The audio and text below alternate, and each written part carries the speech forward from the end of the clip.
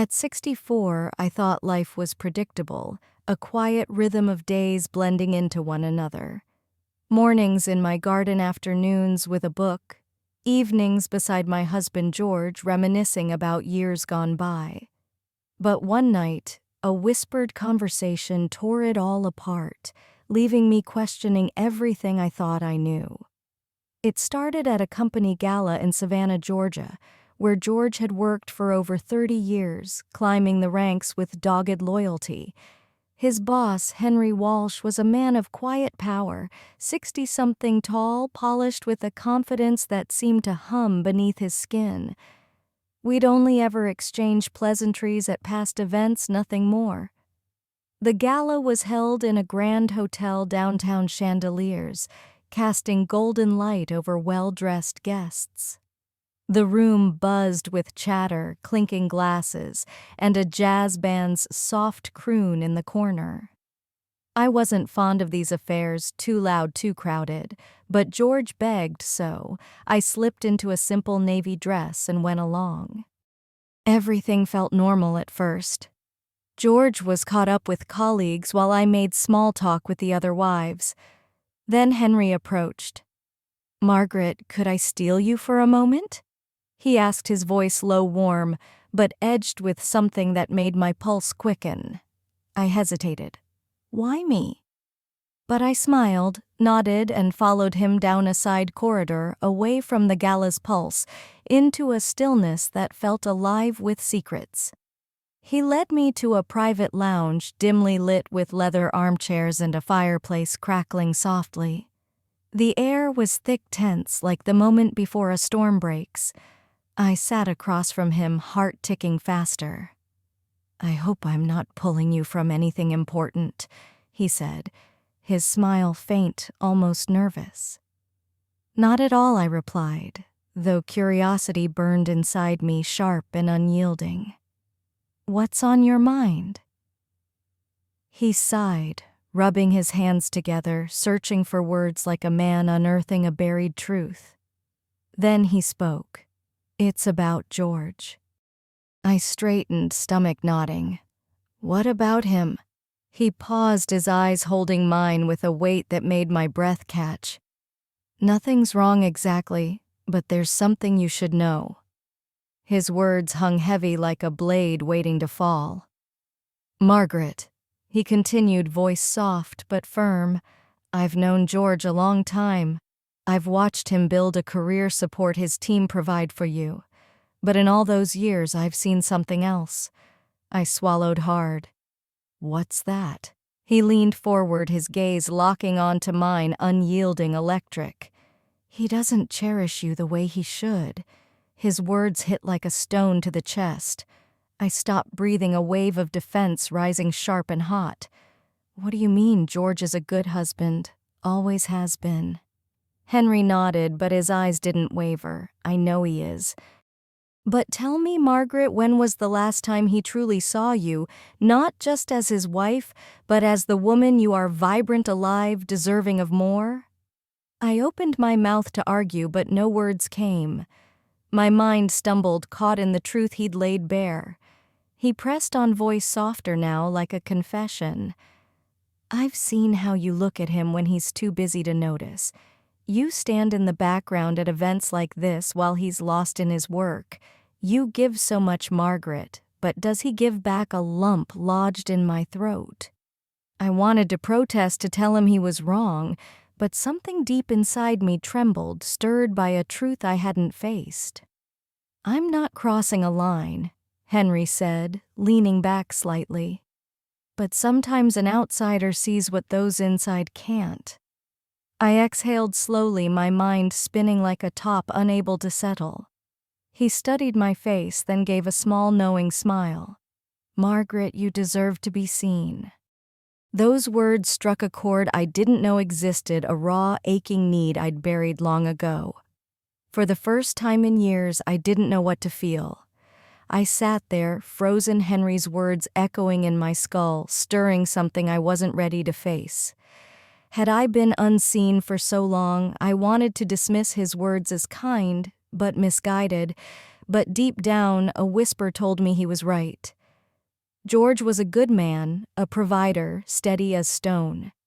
But in the quiet moments, the ones that mattered, when had he last truly looked at me? Notice the way I folded his shirts just so kept our home warm with the things he loved, stood by him through every career triumph and stumble. I cleared my throat, pushing down the ache. "Henry, why?" He raised a hand, stopping me. "I don't mean to upset you, Margaret." But I couldn't stand by and say nothing. I sighed. "I appreciate your honesty," I said, voice softer than I meant, heavy with a truth I couldn't shake. "But George and I have been together for decades. Marriage isn't just about being seen, it's about commitment, stability." Henry nodded, his eyes still locked on mine, steady, piercing. "I know, and I respect that. But have you ever asked yourself what you really want?" The question hung between us, sharp as a blade, cutting through years of routine. What did I want? I'd spent decades focused on George's needs, our marriage's demands, what was expected of me. I'd never stopped to think about myself. I let out a nervous laugh.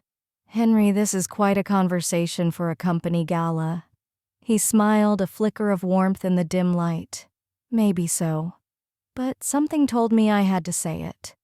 Silence stretched, broken only by the fire's soft crackle. Then he stood. "I should let you get back." I rose, smoothing my dress with trembling hands. "Yes, George will wonder where I am."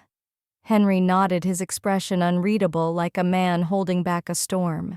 "Margaret promised me one thing." I tilted my head. "What's that?" "Don't ignore what I said. Think about it." I hesitated, then nodded slowly. "All right." He gave a faint smile before stepping aside, gesturing toward the door. As I passed him, his presence felt warm, heavy, like a pull I couldn't name. The gala was still alive when I returned, George right where I'd left him, deep in conversation. He didn't notice me at first. I stood back, watching him, his animated face, hands moving as he spoke the passion I'd always loved, now a distant ache. Then I thought of Henry's words. Had George ever looked at me like that? When he finally glanced over and saw me, he gave a small nod before turning back to his colleagues. Something inside me shifted, a crack forming in the foundation I'd built my life on. Henry had planted a seed, and no matter how I tried to ignore it, it was already taking root. The drive home was quiet. George gripped the wheel, eyes on the dark road, city lights flickering past like fleeting promises. Henry's words echoed in my head, his voice lingering like smoke I couldn't shake. "You deserve to be seen." I glanced at George, his face etched with faint lines of stress. We'd been married nearly 40 years, and I knew every detail of him, the sharp jaw, the squint when he smiled, the pursed lips when he focused. But when had he last truly seen me? He cleared his throat, breaking the silence. "Have fun tonight." It was the same question he asked after every event, more duty than curiosity. I hesitated. It was interesting. He nodded absently. Good, good. And that was it. I turned to the window, watching Savannah's lights blur my heart somewhere else. At home, George did what he always did, hung his coat, set his keys on the counter, retreated to his office for one last email check. I stood in the kitchen, staring at the empty space he'd left, feeling the weight of a life well lived but half felt. I wasn't angry. Not exactly. George was who he'd always been, devoted to work, steady in his ways. He'd given me a good life, a safe one. But Henry's words had unearthed something, a hunger I couldn't bury again. In our bedroom, I caught my reflection in the mirror. 64 years old. Chestnut hair now streaked with silver, faint lines mapping my face. But my eyes, they were the same, burning with a loneliness I hadn't named in years. I'd always thought this was just aging, fading quietly into routine. But now I wondered, was it the next morning George kissed my cheek before work? "I'll be late." "Big client meeting," he said. I nodded, smiled faintly. "Be careful." He was gone. I stood at the door, the house too quiet, too still. Normally I'd fill the day with chores or gardening, but today I was restless, a fire smoldering in my chest. Before I could talk myself out of it, I grabbed my phone and dialed a number I never thought I'd call. Henry answered on the second ring. "Margaret." His voice held a hint of surprise, warm like he'd been waiting. I took a slow breath. "Got time for coffee?" A pause, then softly, "Of course." An hour later, I sat across from him in a quiet cafe near the river. The air thick with the scent of roasted coffee and fresh pastries, autumn leaves dancing outside. Henry watched me with quiet curiosity. "I wasn't sure you'd call," he said. I stirred my coffee, watching the cream swirl into the dark liquid a storm in a cup. "I wasn't sure either." I exhaled. "I've been thinking about what you said." His expression stayed unreadable, but his eyes flickered with something I couldn't name, and I swallowed. "You were right." Something passed over his face, relief maybe, or recognition of a shared truth. "Margaret, I'm not saying you regret your life," he said gently. "You and George have built something solid, but somewhere along the way I think you forgot how to want something for yourself." I nodded, throat tight. "I don't know anymore." Silence fell heavy with the hum of the cafe around us. Then Henry spoke, voice soft. "I just want you to be happy, to be seen, truly seen." He looked at me, really looked in a way that stripped me bare. Here was a man with no reason to step into my life, no reason to say what he did, except he saw something in me I'd stopped seeing myself. And suddenly I knew I had a choice. I sat there, hands wrapped around the warm ceramic mug, Henry's words hanging like a truth I'd dodged too long.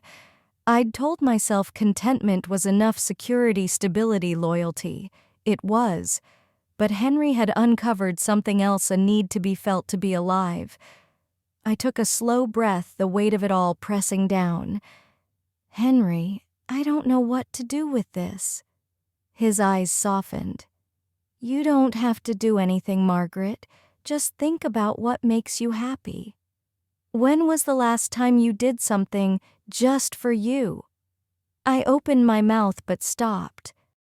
Decades of ensuring George was supported, his career intact, our life orderly.